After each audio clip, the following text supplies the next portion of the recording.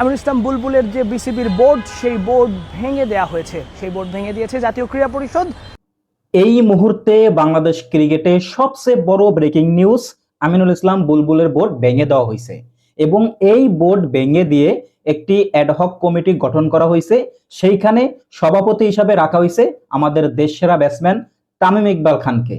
So এখন ধরেই নিতে পারি আমরা বিসিবির নেক্সট প্রেসিডেন্ট হতে যাচ্ছে বাংলাদেশের সবচেয়ে বড় দেশসেরা ব্যাটসম্যান তামিম ইকবাল খান। এখন থেকে আমাদের সকলের উচিত, যারা এই যে স্পোর্টস নিয়ে কাজ করে, যারা ক্রিকেট ফ্যান হিসাবে আছে, সকল কাদা সরাসরি বাদ দিয়ে চেয়ার দখলের যে লড়াইটা ছিল, এইটার অবসান এখন থেকেই হোক এবং বাংলাদেশ ক্রিকেটের স্বার্থে হইল সকলের পজিটিভ ওয়েতে কাজ করতে দেওয়া উচিত। আপনারা সকলেই জানেন যে গত যেই দুইটা বোর্ড ছিল, ফারুক আহমেদ এবং বুলবুল আহমেদ, এই বুলবুল এবং ফারুকের যে বোর্ড ছিল, এই দুইটা বোর্ডকে কখনোই সুস্থ এবং সুন্দরভাবে কাজ করতে দেওয়া হয় নাই।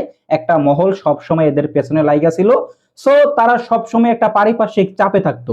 এই সকল কিছুর সকলের এখন বাংলাদেশ ক্রিকেটের স্বার্থে হইল এগুলার অবসান ঘটিয়ে নেক্সট 3 মাসের মধ্যে এই অ্যাডহক কমিটি যে নির্বাচন দিব এবং সেইখানে এই নির্বাচনের বিসিবি প্রেসিডেন্ট হিসাবে দায়িত্বপ্রাপ্ত অবশ্যই তামিম ইকবাল খান হইব এবং এই তামিম ইকবাল খানের বিসিবির কমিটি বা যে বোর্ড গঠন হইব, এই বোর্ডকে অন্তত পক্ষে এখন থেকে সুস্থ এবং সুন্দরভাবে কাজ করতে দেওয়া উচিত এবং তাদের কোনো ভুল ত্রুটি এবং কোনো সমস্যা যদি থাকেও সকল কিছুর অবসান ঘটিয়ে সকলকে সকল কিছু পজিটিভ ওয়েতে দেখতে গিয়ে এবং দেখা উচিত।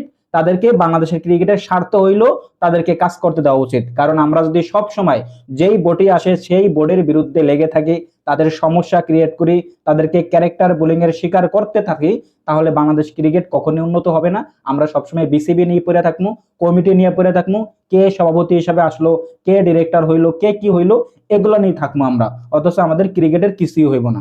সো দিন শেষে আমাদের ক্রিকেটের স্বার্থে হইলো এখন থেকে সকল কাদা সরাসরি বাদ দিয়ে এবং চেয়ার দখলের যে লড়াইটা ছিল, এই লড়াইটার অবসান ঘটিয়ে সকলের বাংলাদেশের ক্রিকেটের স্বার্থে কাজ করা উচিত। এবং আমরা আশা করি তামিম ইকবাল খান যেহেতু বাংলাদেশের সবচেয়ে বড় দেশসেরা ব্যাটসম্যান, তিনি বাংলাদেশের বিসিবিতে দায়িত্বপ্রাপ্ত হওয়ার পরে বাংলাদেশের ক্রিকেটের স্বার্থে ফুল ফোর্সে কাজ করা শুরু করবেন।